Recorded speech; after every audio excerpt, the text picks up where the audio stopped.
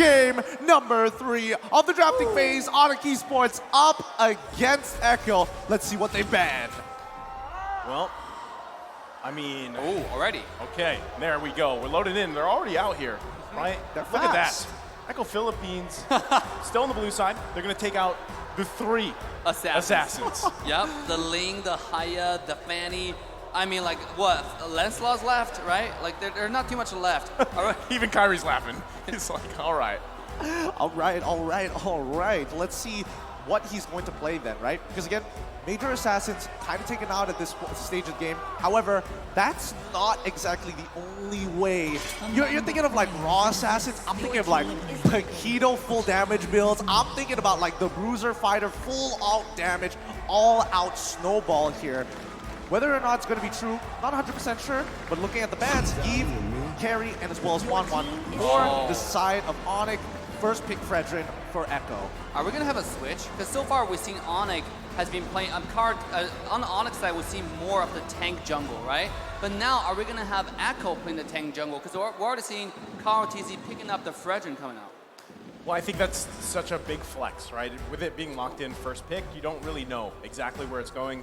That's the big strength there, because still, I mean, even Glue is available. You still have the highly contested mid lane. You have Farsa. We've seen a lot of Farsa. Eve's already taken out here. So, I mean, with the Fredrin locked in, you have that flexibility, but I feel like even on the backside for ONIC Esports, they're going to lock into flexibility picks themselves. There's the Glue. Oh, Glue Monster. I want to correct myself there. I actually reversed the team name there. but for sure, coming out, nice pick on Kaja and Glue. Now, for Glue to counter Glue, there are quite a bit of options. You can take out Uranus, and I mentioned Terizla. You know, we just talked about it. This might be something that I could consider right now. Well, it depends on what kind of aspect of Glue you want to counter, right? Because even when we're talking about, yes, Terizla being countered in lane against someone like the Glue, in terms of impact, it could be very different things. You know, Glue still can displace you, and that's why we're seeing people picking Benedetta, for an example, to force priority. Yes, I can't beat you in lane, but I can definitely cut off your backline and hit multiple peoples with my wide range, and especially with Petrify and the way that it interacts with the Electro Final Blow. Oh boy, did I just see that correctly? Okay, all right. Thank goodness. I definitely thought it looked a little different there. Farmus and as well as Chill locked in for ECHO. Are we going to see a Beatrix pick? Because with Kaja, once you get the hook, what's more important is the burst damage that comes out, right? When the Divine Judgment's ready. Now, there are not too many marksmen, or should I say burst damage ready. When you come from Mage, we're talking about Lunox. When you come from Marksman, we're talking about Beatrix, Carry, those kind of characters. Now, Carry being already banned, the next best option is Beatrix. If it's not picked here, I think ECHO might just ban it away in the next round. Yeah, I think you can go ahead and do that. Because again, if you lock in the Lunox pick, we've seen that so much, that interaction between Kaja and Lunox. But I do want to pick the smart guy's brains here, right? The Faramis. What do you guys feel about the Faramis, Gideon? I mean, we've seen it work really successfully, and then other times it kind of falls short. Yeah, it really depends because, Valentina. Now, it really depends because Faramis is one of those heroes where it's like, yes, if you're winning, you are winning hard. If you are losing, it doesn't necessarily save you from a dying situation. You could even say that, you know, Diggy kind of fulfills that role as well, but works both ways. But let's look at this poke coming in from Yawi. ONIC Esports is stronger than RRQ. I don't know when they got this quote, but I was gonna say it's gonna be. I don't know. It's pretty fast. Yeah, I mean that's quick. When did they get that from Yawi? But yeah, it's Inception. You know, they just stole the idea right from his head, put it right down. We know what he wanted to say to begin with. But now we see the second half of the ban phase. The Joy was something that I wanted to bring up earlier. Why wasn't it picked earlier? Is there something that they are afraid of, or maybe are a little hesitant as Harith gets banned out by ECHO? Now, Joy is a character that you cannot take out very easily, especially when Kaja is available. And then there are actually so many counters. Talking about Lunox being one of them, Carry being one of them. Carry got banned. There are also options kind of like Franco. You know, Franco is a character that we kind of largely ignored in this entire series so far. But now, with Chao coming out, I don't expect this time Chao to be jungle. You know, I really don't. I mean, I think it's going to be Yaoi Chao. Yeah, you think Fredrin's going in the hands of RRQ possibly here. Yeah. Right. But I gotta say too. When was the last time we saw Valentina and Faramis? I mean, maybe once or twice in the tournament, but this was something that we saw a lot back in even the MPL regions and other tournaments early on in the season, where it was constantly Faramis and Valentina before they kind of got those, minor nerfs for both of them. But they're still highly contested because now, not only for ONIC Esports do you have an immediate Divine Judgment where you can flash down a target, but Valentina as well, if you can steal that Cult Altar, you extend those team fights, I mean, even more. Yeah, for sure. And I think, you know, it's one of those situations whereby you're hoping that the second half of the draft, especially when we're talking about AoE damage, you want to kind of hold back for that. And especially when you're looking at like things like Cho, you're already seeing like, hey, they've got Fredrin as well to peel you off. Therefore, you're kind of, well, de-incentivized to not pick it up. And they've already got their mid lane duo, so therefore it's kind of on Echo to predetermine that. Now, the thing about Faramis and Valentina picking this particular game is really smart. First, from Echo side, Faramis straight up counters Glue. Right? We talk about the one-shot potential it has once Glue uses the split. And on top of it, Faramis is really powerful in the early game phases, right? Talk about wave clear along with Chao. Now, Valentina can copy the ultimate, but the early game is not that great. And here we go. We have the Barats coming out. This might be a Barat jungle, but at this point, I don't know. Anything can be flex. Wait, let me think about this for a second. I'm thinking about this for a second. I'm looking at the lane matchup, potential lane matchups. Is there any real advantage if they put Dairoth into the EXP lane? I'm thinking he's up against Glue, so then it's kind of a 50-50, but regardless, Glue can not interact with him at the same time, so I think it probably is going into the jungle, but that could just be the Malaysian bias. I've seen way too many Dairoth jungles back in MPLMY. I mean, technically, it's, yeah, you could flex it, right? You could flex that, but on the other side, ONIC Esports being very, you know where all these are going. This last pick, wow. Oh, the Leslie. Oh. Oof. It makes sense. Leslie does do really well with tanky characters, especially like Fredrin. You know, when carry is taken away, when there's not so much true damage available to shred a tanky front line, Leslie does it, right? Leslie, probably 3 shots of Fredrin late game, but it has to get there. Now, that's a true test for this side, for this draft. Can they get to the late game, leveraging, knowing that early game Faramis is going to dominate mid lane, and they're going to skill better? Is this the 4-item marksman, or is it a 2 items marksman, Gideon? Well, in this particular case here, I would say it really depends on the situation. I would say Leslie is going to be a 4-item marksman. That's when you feel like, wow, one hit really hurts. I got to back off. I might even need to reset if the crit is too high. Yeah, absolutely. And Leslie is not a character we've seen often on M4 stage, but sometimes it takes out, it's really smart. We've seen it in scrims where you take Leslie to go against carry, because that's also really good lane, I should say opponents, right, for Leslie. But here we go, as we come into next game. All right, welcome to the land of Dawn, everybody. This is game number 3, ONIC Esports up against Echo. Let's get right into it. CW showing us something different every game, right? We've seen the Moscow, we've seen the Melissa, right? Now we've seen Leslie. I mean, I did say early on, you know, if you're holding on to anything, now is the best time to just pull it out in this series. Yeah. You add that uniqueness, that flavor here from something that we really haven't seen much of so far in this M4 tournament. And, you know, previous game, they made it work for them. Boots, though, now has the help of Sands. They do get the flicker in. Sanford not going to be able to get to the Terra 5. First blood over the hands of Boots. Well done. Really smart play here, and I think this is a huge mistake coming in from Sanford specifically. He should have known better. Why would Glue suddenly walk into the left rush and not back in, especially when he has flicker as well? There's just no reason he should have expected the mid lane to start coming, and I'm pretty sure that Sanji did comment that there is somebody missing in the mid lane. M4 stats, ONIC is ranked first in assists per game with 39.8.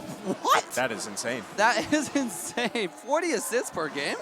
Now my OCD is kind of like itching right now. Just make it 40. Why would you put the 0.8 there? Just make it 40, man. How is that even calculated? Does it combine everybody's assists? It would definitely combine everybody's assists as a team. But now we see why Barats is being so very annoying here, working similarly to Cartesi on this Fredrin. That should technically be okay here. But yeah, they're invading every move we see coming out from Echo. ONIC has a very smart response. Yeah, I mean, and not only that, but you see a lot of this pressure on this side. Turtle's going to be up in a couple seconds here. But by that time, you have all these ultimates on the line. Sands does have that Cult Altar, so he's going to hold on to that here. But, man, if anything, we've seen how much of a nuisance a Barrett's jungle can be here, especially that front line presence. As already, they're trying to go contest this. Yawi going to go in here. Gets the way of the dragon. There's the Cult Altar to respond. Carl T's able to secure the turtle. Cult Altar committed. They're still going to find it out. Looking for the kill as Kyrie falls. Sanford going in with the strike. Able to find Sands. 2 down. Looking for more. Double kill for Sanji. Make it a triple. Beautiful. Beautifully done. And, you know, Sanford, even though he was about to lose his lane, got a little bit of help to hit that level 4 and immediately making all that difference. It feels like whoever makes that first move is, especially when you're copying, expect 2 call altars from either side. Whoever pops it first is going to lose. Oh my god, I gotta say, Echo's draft and their strategy is so good coming to this game. You have Dairos that can destroy tanks, and they force Kairi into a tank character. First of all, that's not something Kairi's known for, right? They ban away every single assassin available, and force him onto a barrage, and pick the Dairos. On top of it, it's a Yaoi differential, right? Yaoi comes in with a kick onto the Dairos, a full combo, full dive. That was incredible. 4-0 clean sweep and the turtle. Let's talk about ambulance. Here we go. They're going to go ahead and find Yaoi. They're going to use a lot here. Divine Judgment and the Daytona's welcome. Yaoi can't escape that one. Now they're going to focus on Betty Cutie. Terrify comes out. ONIC Esports able to grab 2 kills top side. I'm not gonna lie, a bit disrespectful that Keyboy took that kill from CW. He definitely would have preferred it, but I don't think this is the end of the engagement. Okay, it is, but 40 seconds on the clock until we see the next turtle come. CW, now that he is ahead in the lane against Benny QT, it's gonna be really tough for Benny QT to keep on laning against him. It's just a losing battle. Oh my god, the early game. Oh, Sans! No. They get the Cult Altar out here. Crazier's Wrath going to be committed. But as you were saying, Dave, yeah, I was about to say the early game, despite how much ONIC just won on the top side, they're still behind from 1 play on the bottom side, right on the turtle fight. Just to show you that the early game advantage, the team fight Echo setting up. Talking about team fight, here we go, top side. Well, they get the flicker out, but they're going to sandwich in. There's the Cult Altar, the flicker in. CW can't escape that one. Yaoi picking up a kill himself. Now Keyboy going to be sandwiched as well. Still going to go in with the Divine Judgment. Sanji has to flicker out. Carl TZ still there on the front side. They disengage for now, and also even on the bottom side, they're going to be duking it out there. But the turtle is now up. Carl TZ looking to get an initiation here. Keyboy has to be careful. Daytona's welcome, gonna eat up Yaoi. Into the wall he goes. Can't get the kill though, Sans. Able to get the Cult Altar. They're gonna reset. Carl TZ goes and focuses on the turtle. ONIC Esports gotta be careful, Sans. The Cult Altar comes out. Flicker in, they get the kill for Sanford. Now Boots here. Turtle secured, still going on in the mid lane. And there you go, Echo Philippines still building on this lead. Oh man, every time ONIC actually gets a profitable play, Echo makes sure that they stop that momentum instantaneously. They don't allow them to get even more gold than they should. And Echo now just pumping up the gas. They're making sure that ONIC cannot breathe. And this gold lane getting obliterated. CW is going to struggle to even walk up. Holy, look at the gold differential on the EXP lane right now. You know, you have Dairos sitting at 4,100 gold, about 1,100 gold ahead. I mean, this guy's going in full penetration. Dairos already had penetration, but before that... Keyboy gonna go in. They should be able to find Sanji. They do. Sans grabs the kill. It's a shutdown. That's gonna be a nice win for ONIC Esports, but can they still press the situation? They're gonna make their way to the top side. Yaoi gives the signal. Benny QD gonna back out here for now. This is gonna be scary for Echo, right? I mean, like, the later it goes, Dairos is gonna do more damage, more burst. And it's going to be really good against the Cold Order if you copy that ultimate. Another skirmish in the mid lane. Yeah, TZ. Could be okay. Terrifying. They just poke back and forth. Both teams going to respect here. Kairi, again, quite tanky on this Barretts. So far, I'm trying to figure out where exactly the focus is going to be for. Well, the focus going to be right here with Wave Drag from Yaoi. CW going to fall. Colt Ulter comes down. They're still looking for Keyboy and Sans. They're in trouble. It's a double kill for the Storm. As Sanji grabs another himself. 3 fall for ONIC Esports. Man, I was about to talk about the focus coming in from ONIC, but Echo, it's a very clear plan for them. They just want to absolutely shut down this gold lane and make sure that CW will never be able to get to that late stage of the game. It will be ideally over before he even begins to start walking. Are you not entertained by the Yaoi's chow? Yeah. This is just build different gaming, right, on top side. High energy gaming. High energy gaming. This guy goes in, high energy, yells, "Yeehaw!" Walking, what the, you know, and everybody just fall. It's actually just build different gaming. Speaking of that, Dave's been unleashed here, and now they get a punish. They're still looking for more. Kairi is down. Turtle going to be secured by Cardinal TZ. Now the focus here in the mid side. They get the Terrify. Sanji going to fall though. ONIC Esports trying to turn this moment around in the mid lane. Not going to be able to get anything else though. Keyboy does still have that Divine Judgment, but it's safer if they don't initiate. All right, now I'm thinking, when exactly is ONIC Esports going to get that momentum back, right? I mean, yes, they're bleeding right now. Yes, they're trying to stop this momentum, but Echo is in full control. And I think, you know, number one, Sanford is basically uncontested in the side lane. Nobody can really do anything about it. And ONIC now forcing themselves into a corner to make sure that CW could eventually carry the game. But I don't think that might not necessarily be the right play here. And this goes back to what we talked about in the very beginning when Leslie got first drafted, right? We talk about this. This is a very item-dependent character. It needs like 4 items just to be relevant. And he's not getting there anytime soon, you know? At this rate where Echo is snowballing, especially with Yaoi's Chow, the engage is coming too fast. I mean, even with Kaja's hook, you feel like there's this lack of damage. Whoever he used Divine Judgment, there's not enough burst to get that one taken care of. Well, they might be looking for a moment here as the conceal play comes out. Colt Holder, Yaoi with the way of the dragon. Look at the backside, looking for more. Sand's in trouble here. CW trying to fire off on the backside. Carl TZ gonna get it eaten up here. It's Boots that falls though. Do they have enough damage? Yaoi has to flicker out. They're still looking CW full health here. Still on the chase, Sanford quite low, but it's only Carl TZ who falls. That's what you want to see coming up from ONIC Esports. They want to trade 50-50 at this stage of the game where the gold is relevant, and more so, they're actually at a deficit, which is way worse for Echo, who are supposed to be ahead and very clearly in the lead with their 5K gold lead. But what a great job from ONIC Esports. Played it really slow and steady. At this point, just like you pointed out, Pokedian, the trade is good for them, right? Especially any trade that doesn't involve CW. Give the CW the slow but sure steady accumulation into the late game. Let him have the item because he needs that. The entire team's damage is banking on this Leslie, and you cannot come any faster for him to get his item. Well, conceal used again. Keyboy gonna have to find the right target with this Divine Judgment. Carl TZ, the front line here. Lord still gonna go ahead and reset. No one gonna commit just yet. But this is the disadvantage of ONIC Esports. They have no space to work with, no turrets down, as Echo Philippines has that advantage. And you can see them focusing more. Conceal gonna come out here, looking at the moment. They get the Divine Judgment off. Sanford in trouble. Immortality gonna be popped for now. Boots gonna fall though. Is Sanji able to grab the kill? CW still on the backside, firing off, but it's just too much. Echo Philippines, look at Carl TZ. Appraiser's Wrath comes down. They're gonna zone them back. The flicker in. Sanji with the drag. Kyrie's still up for now. But Benny Cutie with the killing spree going in, finding another as Keyboy falls. No, CW couldn't get his ult on the right target. He could have gotten the kill off of Betty QT, or at the very least, force somebody to block it for him.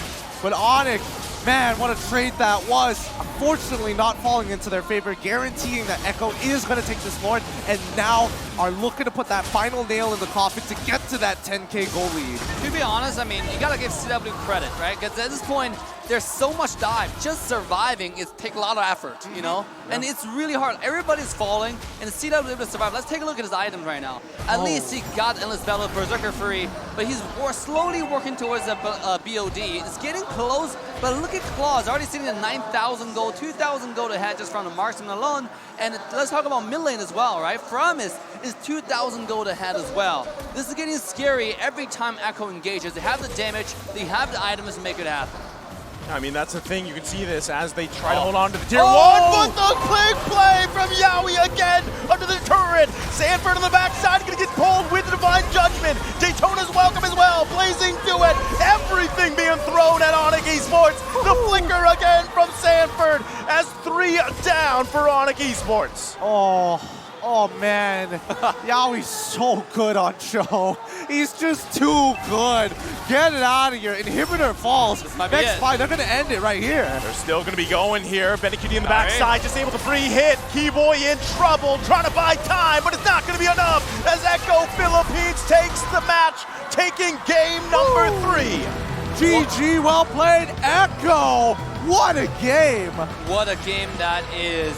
Holy, the execution was flawless, engage were decisive. They were on the mission. Every time Yaoi goes in, it's a devastation, a disaster for the other side. I just want to say, the Leslie pick, maybe we'll have to think about that for the next game. Yeah. I mean, the idea just seems correct. All the moves that they did seem correct, but they just fell behind ever so slightly, and they could never recover from the damage with so much conviction, honestly, on that gold lane. You can't help but feel a little bad for CW. I mean, master performance, like you mentioned, Yawi especially. We know when he gets the Cho, what's going to happen, right? The plays are going to be made. And even at the end there, how many people did he hit with that knock-up without even using the Way of the Dragon? Yeah. And like you guys mentioned too, this leaves to question that Leslie pick. You needed way more time. I think the last item Dave pointed out was the BOD was almost there. But by that time, at 10K gold lead by the end, it was too late. It was too late. I mean, even with the 10K goal lead, we also have to talk about the fact that the laning phase wasn't exactly the best for CW as well, with a lot of, people getting these decent trades so far. But I don't know, maybe that's just me, maybe I'm just looking too far ahead into this. So let's throw it over to the people who know what they're talking about. Analysts, please take it away. We know what we're talking about, sure. I mean, sometimes I second guess myself. And that's a weird camera look, but yes. What was that one? It's that one. All right. So welcome to the Understand with me, LaFell, Trex, as well as Leo. And that was a very fast game where this time Echo, they really put the tempo where they're just charging forward because looks like Sanford, he really hates armor, and Sanji really charges to the front to make sure that no one dies. This is the trademark Faramis in mid. I think in MPL Philippines, he's the only one who really made this work, at least up until everybody started picking it up like, mid Faramis is pretty good. And so far, this is the fastest series this game. And something tells me both teams have gotten to know each other a little better. Most definitely, but one of the people that was always part of that charge, Yawi, on that show. Oh, yeah. I mean, just finding those picks, finding those marks, and I think that was one of the deciding factors of making that game so fast. We gotta look at the draft. We gotta look at the itemization because, again, what was the determining factor that Echo could be like, we're not gonna get punished, we're just gonna drive straight ahead, because CW on his signature pick, which is the Leslie, is incredibly strong. I feel like everyone can agree to that, but has one main flaw. All right, what is that? It's a little bit slow, especially. It's a Leslie. It's dude, Leslie's strong, okay? It's just that you need a lot of time. Yeah. And Echo, they didn't give any time. And it's not just a matter of time, it's also a matter of space, you see. Given that Echo was constantly charging forward and forward and forward, despite CW getting his power hero, TM, it just was too much for the ONIC esports squad to deal with. We're looking at the stats this time around, and again, 11 minutes, 41 seconds, more than twice their health. It was so hard to come back after a certain point. They didn't give a chance for Luminous Lord to actually show its face. Nope. Now, Trex, why are you a Leslie hater? I mean, What is it? Lots of epic games in my past, lots of Leslie. We all do. Back when she wasn't that good, just, I'm sorry. But if we take a look at the CW to Benny Cutie, the gold lead was there. Benny Cutie able to outscale once again in that. But also, I want to kind of focus on Carl Teasy against Kyrie here. Kyrie not taking the assassin pick this time, but going with the Barats. Okay, here's the thing. I want to be slightly more analytical here because ONIC, when they do draft a Leslie, is usually having a big wall in front of her. Now look at Echo and the items, because Sanford, as a Dyrov, just stretch armor, having 2 penetration items, and Sanji with the glowing wand. The way that they're drafting, having the Clot as well, a lot of DPS, the draft, the items, it completely counters what ONIC wants to do. If it went on maybe 4 or 5 minutes longer, we would have seen one more damage item or armor penetration from Sanford. Now, into the game stats, you see how Sanji is here for 100% of the 20 kills that wow. Echo put on the board. He's not only just there for participation, he's actually dealing a lot of damage. So again, it's clear, Ghost Bursters, there's still that interaction between Glue and Faramis, but also you see how ONIC are clumping up to protect CW. Most definitely. I mean, so you get that damage. You also get the sustainability. You get so much dive potential. And with that added on top of Sanford and Yawi, I think it was just the perfect mixture to take down ONIC here. Yeah, honestly, Sanji has been great. I'm gonna keep saying that for a while, Leo, because again, mistakes need to be improved. But speaking of which, this is one of the fastest games, I feel like even just today, where Echo really understood what ONIC is gonna do before they did it. But we gotta talk about the MVP, the person that really moved the sky, because above the sky, there's ONIC, but apparently above ONIC, there's Yaoi kicking everyone around. 80% kill participation. This is a trademark pick for Yaoi, right? Just like how peanut butter goes with jelly, or how we want the room to be in a certain temperature. When Yaoi gets his hands on the Cho, great things happen. And I think once he picked up that immortality, that's the thing that really helps him out even more. You already have so much mobility on the Cho, you have so much escapability on the Cho, but now with this, you can be even more aggressive, even more slippery, even after death. We're gonna look at the heat map, but while we're looking, I need confirmation from you, Leo, because you know the players. So after this, just talk to Yaoi. Does he actually go yeehaw when he uses the Chow? I mean, I don't know, man. Assassin Dave. That was a claim from Dave, yeah. I've listened to several of their comms. Can confirm he does not. He does not indeed go yeehaw, despite having started in the gold lane. Again, he babysat Benny for a bit, rotated towards the jungle, and then towards the turtle. Again, this is much like how the previous MVPs of the series have gone so far. They understood their role almost every single time, all the time, and which allowed their teams to just raise up in tempo all throughout and take the victory.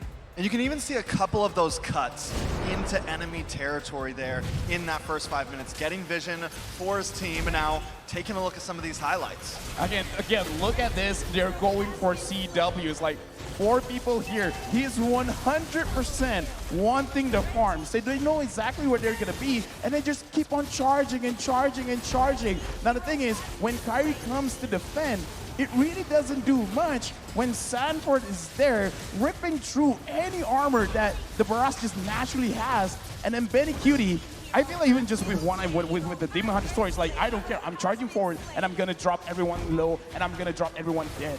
Yeah, and against a team like Echo, you don't want to be on the defensive. You want to find a way to smash on through what they're putting on the table, and that's what happened in the games that ONIC have won so far, at least in the team fights that they have gotten the W for. But here, Yaoi was just cutting through the wall that was put up by ONIC, and that's what gave them the quick victory. I mean, Yaoi, Benny, and Sanford cutting through that defense so